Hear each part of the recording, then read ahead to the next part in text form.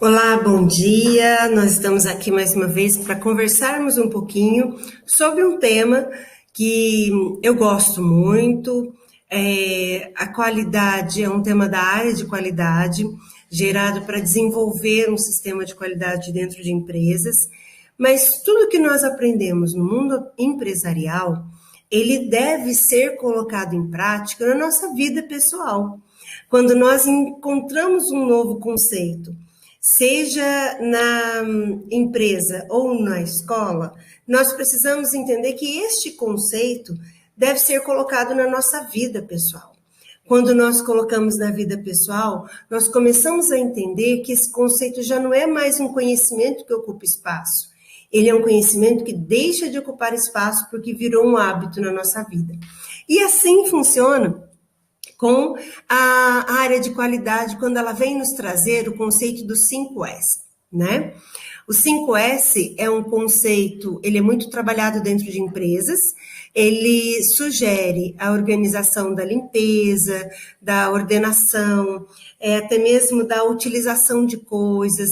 Ele é um tipo de conceito que vai sugerir a nós uma forma de organizar o ambiente ou a nossa vida.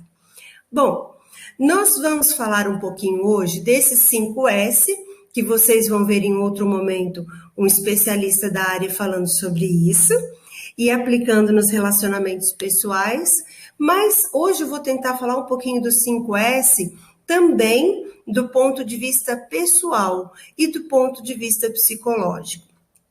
Muitas pessoas têm perfis diferentes. Uns têm perfis com uma facilidade muito maior para a organização, limpeza e planejamento. Outros perfis, a grande maioria das pessoas talvez, não tem tanta facilidade com relação a esses mesmos requisitos. Então, hoje, nós vamos conversar, inclusive, sobre o que é normal dentro disso e o que foge um pouquinho à normalidade. Porque tudo o que vamos dizer assim, normal, não foge muito à regra. Pessoas muitas vezes organizadas demais, disciplinadas demais, podem ser pessoas que estão passando vamos dizer assim, do limite comum, e pessoas também que são desorganizadas demais, que não sabem planejar nada, que são extremamente incapazes de colocar uma meta na vida e atingi-las, podem também sofrer de algum tipo de dificuldade, primeiro em termos de perfil e segundo, terceiro em termos de transtornos. Bom, Mariângela, mas o que difere uma pessoa normal de uma pessoa com transtornos psicológicos? Uma pessoa, na verdade, o que transforma é o grau. Todos nós somos pessoas, às vezes, compulsivas, às vezes pessoas obsessivas, organizadíssimas, alguns mais, outros menos. Mas, assim, o que difere para uma pessoa com transtorno, muitas vezes, é o quanto essa característica é forte nesta pessoa. Ser desorganizado. Eu tenho um perfil que eu tenho que trabalhar muito para eu chegar na hora, porque eu não sou muito pontual. Então, se eu tenho um compromisso às 2, eu chego 1 hora antes. Por quê? Se eu correr o risco de chegar 15 para as 2, eu vou chegar atrasado. Então, eu já entendi, de acordo com o meu perfil profissional, de que esse é um ponto frágil no meu jeito de ser. Então, eu ataco esse ponto frágil chegando 1 hora antes. Eu não posso me dar o luxo de chegar em cima da hora, porque eu posso me atrasar. Bom, além disso, existem também pessoas que são, por exemplo, extremamente pontuais, né? E isso pode causar um grande transtorno para a própria pessoa quando ela chega 2 minutos atrasado. Então, tudo depende do normal ao patológico. O que diferencia um de outro é o grau, é a quantidade, é a intensidade. Bom, vamos lá. Vamos falar então sobre o primeiro S, chamado senso de utilização. Ele é um S que vai nos trazer o seguinte: nós precisamos manter na nossa vida, na nossa casa, no nosso ambiente de trabalho, tudo aquilo que tem utilidade. Então, no ambiente de trabalho, existem vários, vamos dizer assim, retalhos vamos pensar numa confecção, retalhos sem utilidade, que nós não vamos dar utilidade para eles. Nós podemos descartar? Desta confecção, aqueles retalhos que não serão úteis, assim como numa oficina, assim como numa empresa automotiva ou em qualquer outro lugar. Nós estamos, por exemplo, num hospital. O setor de enfermagem identificou que determinados frascos de medicamentos, por exemplo, passaram da validade. Para que mantê-los ali? É um produto que pode ser descartado. Ele é útil? Se é útil, mantém. Se não é útil, a gente pode descartá-lo. O senso de utilização, ele vai fazer a gente identificar no ambiente de trabalho, na nossa casa e na nossa vida pessoal aquilo que é útil. Vamos pensar, por exemplo, na vida pessoal, quando você encontra uma pessoa que só te trata mal, só te faz se sentir mal, uma pessoa que infelizmente não te incentiva a desenvolver, a crescer, a ser uma pessoa melhor. Você para e pergunta, será que essa pessoa está sendo útil na minha vida? Se está sendo útil, você mantém. Se você vê que não tem utilidade, você precisa descartar, ou seja, se afastar de coisas que podem lhe fazer mal nos relacionamentos com pessoas que não te fazem bem. Para e pensa se essa pessoa tem alguma utilidade na sua vida, porque pode ser que não tenha. É difícil falar assim, mas tem muitas pessoas que não têm utilidade na vida da gente. Bom, o outro senso, inclusive na nossa casa também, quantas roupas, por exemplo, se você passou um ano e não utilizou essa roupa, para e pergunta, será que essa roupa é útil para mim? Será que ela não seria útil para quem não tem? Então, na sua casa também você vai separando materiais, roupas, objetos, que de repente não têm utilidade nenhuma. Aqui no meu trabalho, por exemplo, acabei de ver ali que eu tenho 3 impressoras que não funcionam. Tem utilidade para mim? Não tem. Eu posso descartá-las para algum lugar, né? Que posso pelo menos aproveitar as peças dela. Bom, o segundo senso que nós vamos falar é o senso de ordenação. O senso de ordenação, ele cria ordem, ele cria etapas, ele cria processos. Primeiro vamos fazer o item A, do item A vamos criar o B, do B o C, do C o D, e assim a gente vai criando uma ordenação para que as coisas fiquem organizadas. No trabalho, ordenação de processos, ordenação de equipamentos e de instrumentos que a gente trabalha. Na nossa casa, ordenação, por exemplo, das gavetas de colheres, gavetas de facas, de objetos que a gente usa todos os dias, de objetos que a gente usa de vez em quando. As xícaras que a gente usa com mais frequência, a gente põe para frente. As xícaras mais chiques que a gente quer deixar só para aquelas visitas especiais, a gente pode colocar mais para trás. Assim como documentos e materiais na nossa casa. Bom, o terceiro S, e na vida pessoal também, antes do terceiro S. Na vida pessoal, o senso de ordenação também é muito importante, porque é o senso que vai nos dar capacidade de fazer um bom planejamento. Planejamento diário, planejamento semanal e planejamento mensal. Muitas vezes, eu gosto muito de falar isso dos amigos da gente. Às vezes a gente tem lá 20 amigos. Dá para visitar todos os amigos, por exemplo, numa semana? Não. Então, o que você faz? Você vai fazer o planejamento do dia, aquilo que é responsabilidade que você tem que colocar na sua agenda. Por exemplo, estudar para tal prova, fazer tal trabalho de tal matéria, trabalhar das 7 da manhã às 5 da tarde em determinada empresa, cuidar dos seus filhos ou cuidar até mesmo do seu marido. Você tem que ter da sua casa, você tem que ter uma ordenação no dia de tudo que você vai fazer.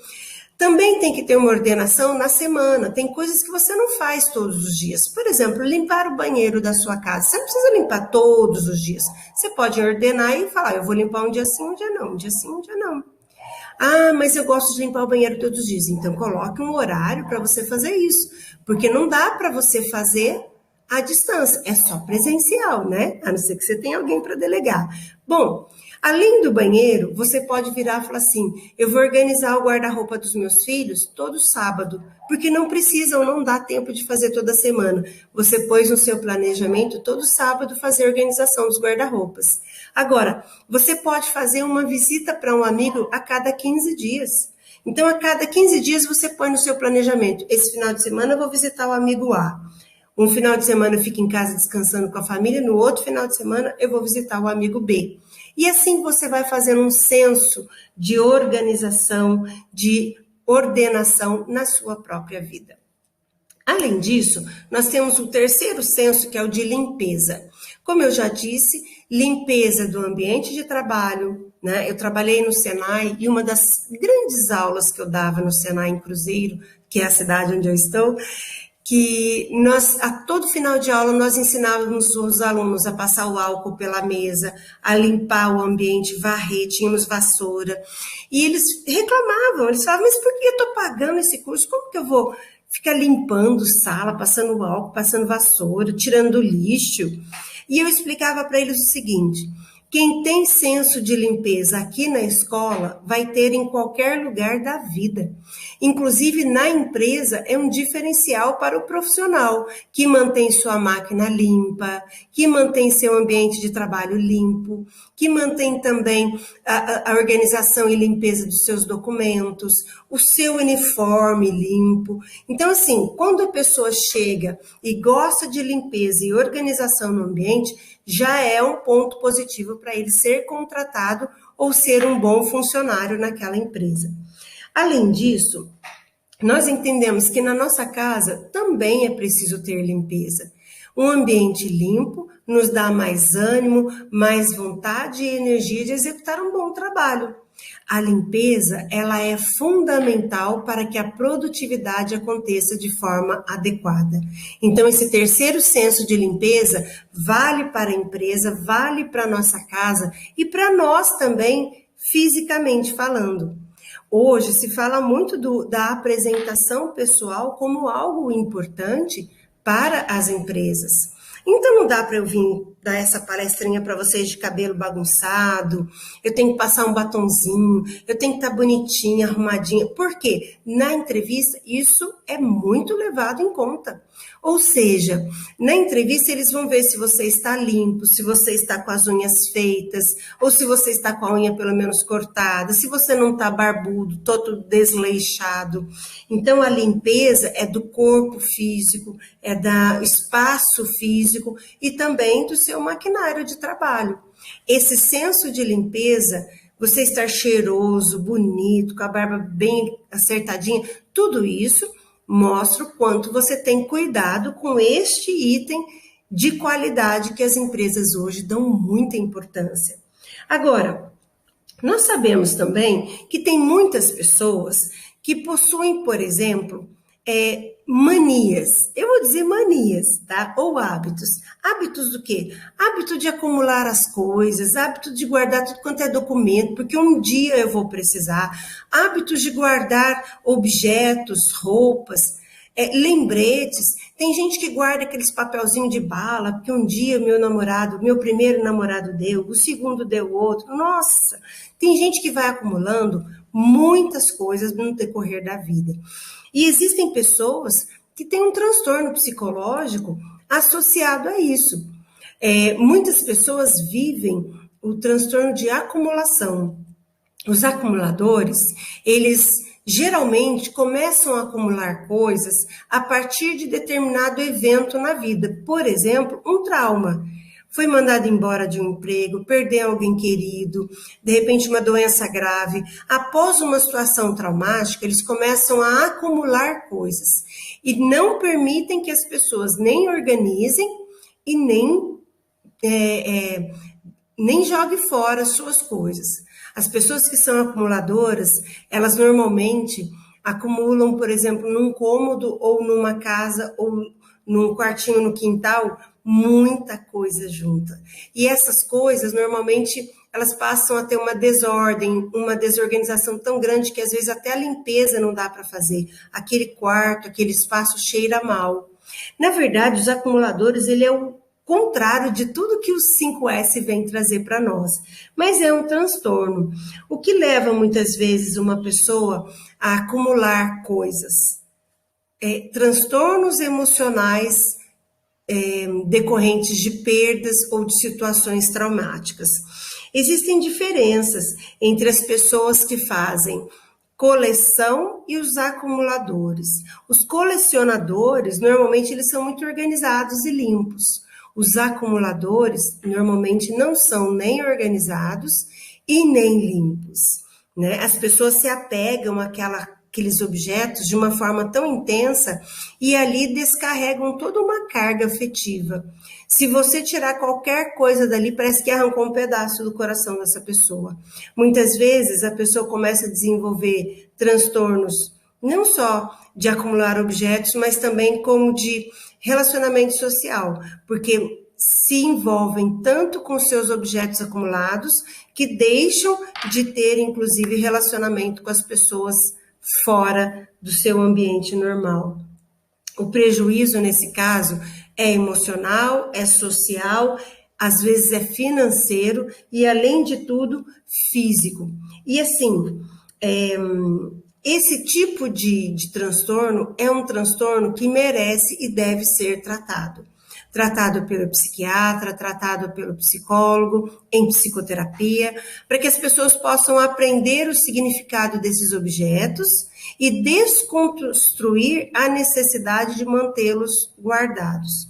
Então, esse transtorno é um transtorno muito comum. Ele é um transtorno que envolve a acumulação e o controle de objetos que um dia tiveram algum significado para eles. Além disso, o acumulador compulsivo, ele é uma pessoa que normalmente, às vezes, nem sabe exatamente qual é o sentido de segurar todo aquele material, mas ele imagina que tudo aquilo tem sentido. E se tem sentido, ele precisa guardar, acumular para ter o controle da situação e da sua própria vida. Bom, esse transtorno, como eu disse, ele é uma intensidade exagerada de guardar e acumular coisas. Ele é o contrário do senso de ordenação, de utilização e de limpeza. Normalmente, esses três sensos, eles estão zerados na vida de uma pessoa que tem um transtorno compulsivo forte neste sentido. Então, nós precisamos dar sequência entendendo o seguinte, que o próximo senso, ele vai falar sobre saúde. Saúde, bem-estar, felicidade. Vai falar sobre asseio físico, como eu já tinha comentado anteriormente. E vai falar principalmente sobre essa questão do bem-estar. Gente, o que é um dia produtivo? Um dia produtivo é um dia que você teve autonomia, independência, se sentiu útil, planejou o dia, criou suas metas e cumpriu suas metas e se sentiu bem por tudo isso. Por isso que é gostoso planejar e cumprir, porque traz um sentimento de bem-estar, de felicidade. Quando a gente pensa, por exemplo, na saúde de uma pessoa que acumula, que junta tudo quanto é tipo de objetos, essa pessoa normalmente ela não está bem emocionalmente. Agora, uma pessoa que está bem emocionalmente, normalmente ela consegue fazer o senso de utilização, de ordenação e o senso de limpeza, além do de saúde, colocar isso em prática. Então, o senso de saúde, ele vai nos dar essa capacidade de estarmos com saúde para trabalharmos bem, para produzirmos bem, para nos relacionarmos bem e mais, para podermos ser felizes. Pessoas positivas, com emoções positivas, podem se relacionar mais no trabalho. As pesquisas mostram que são mais enganjadas e motivadas no trabalho e chegam, claro, a uma realização muito maior. Então, cultivar o bem-estar é cultivar pensamentos positivos, é cultivar as emoções positivas, a energia positiva da sua vida. E por último, vamos falar da autodisciplina. A autodisciplina tem a ver com autocontrole e respeito. Na verdade, quando a gente começa a pensar em autodisciplina, a gente começa a pensar em inteligência emocional.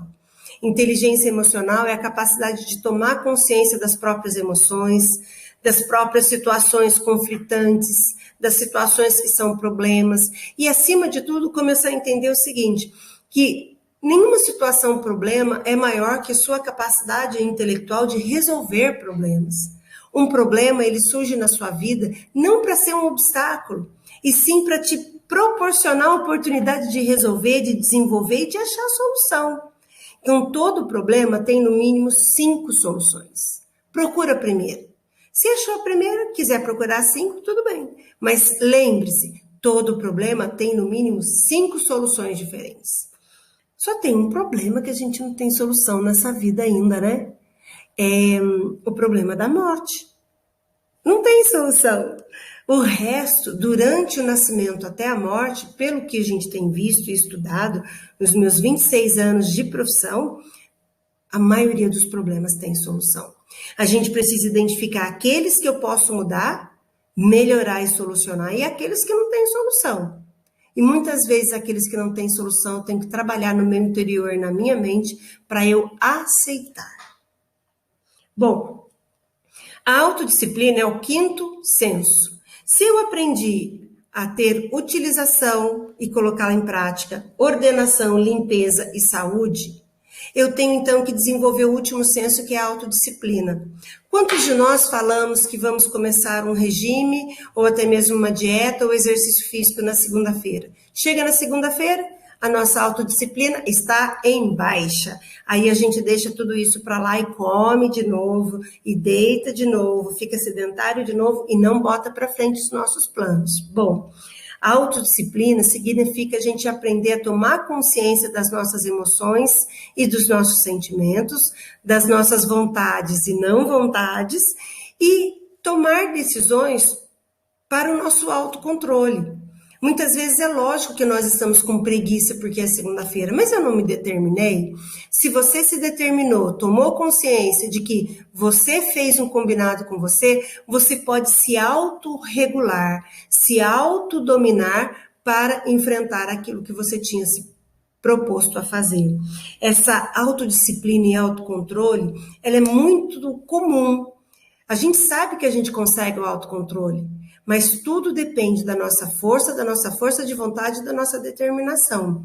O autocontrole, por exemplo, você está com muita raiva de alguém, você sai batendo em todo mundo que você tem raiva? Não. Nós temos capacidade de autocontrole, só que nós identificamos isso mais nos momentos extremos. E autocontrole pode existir em qualquer situação da vida da gente, inclusive quando você está fazendo aí um controle de açúcar, aí você vai na casa do seu amigo e tem 3, 4 doces lá. Você pode se autocontrolar e não comer nenhum doce. Ou você pode se autocontrolar e comer apenas um. Então, assim, o quanto o autocontrole é um treino em que a gente aprende a respeitar a si mesmo e a respeitar o que está à nossa volta. Nós vamos, então, encerrando por aqui. Deixo esse vídeo para vocês. Gostaria, inclusive, que vocês fizessem novas perguntas, fizessem questionamentos a respeito do assunto, e eu estarei à disposição no próximo vídeo para responder especificamente as dúvidas de vocês. Hoje nós falamos de forma geral sobre os 5S, que é utilização, ordenação, limpeza, saúde e autodisciplina, e falamos um pouco sobre transtornos relacionados a isso. Por exemplo, hoje abordei um pouco do transtorno acumulativo, mas existem os transtornos obsessivos compulsivos de pessoas extremamente organizadas e ordenadas. Então, inclusive vocês devem saber de diversas pessoas que, por exemplo, tiveram na vida algum momento de mania. Fechar a porta 3 vezes ou 10 vezes, verificar muitas vezes se o gás está fechado, passar em frente a uma igreja e ter que fazer 3, 4. Isso é parte ou é característica de um transtorno. Se vocês tiverem interesse, deixa aí um comentário pra gente, escreva pra gente sobre as suas perguntas e, de repente, no próximo vídeo, a gente pode ampliar nossa discussão e nossa conversação sobre esses temas e dúvidas que vocês possam vir a ter. Mais uma vez, obrigado. Mais uma vez, deixo a mensagem de que colocar os 5S em prática é se propor, se permitir a um amadurecimento. Amadurecimento na vida pessoal e amadurecimento na sua vida profissional.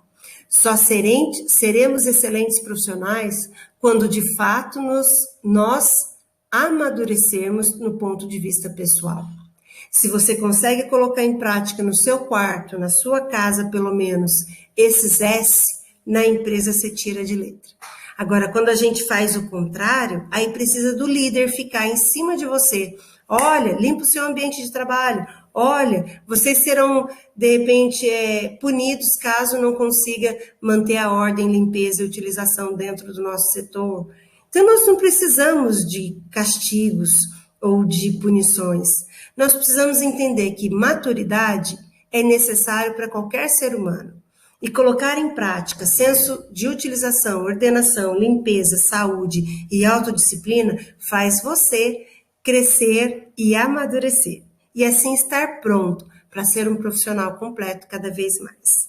Mais uma vez nós agradecemos a ETEC a esse convite e nos colocamos à disposição. Até mais!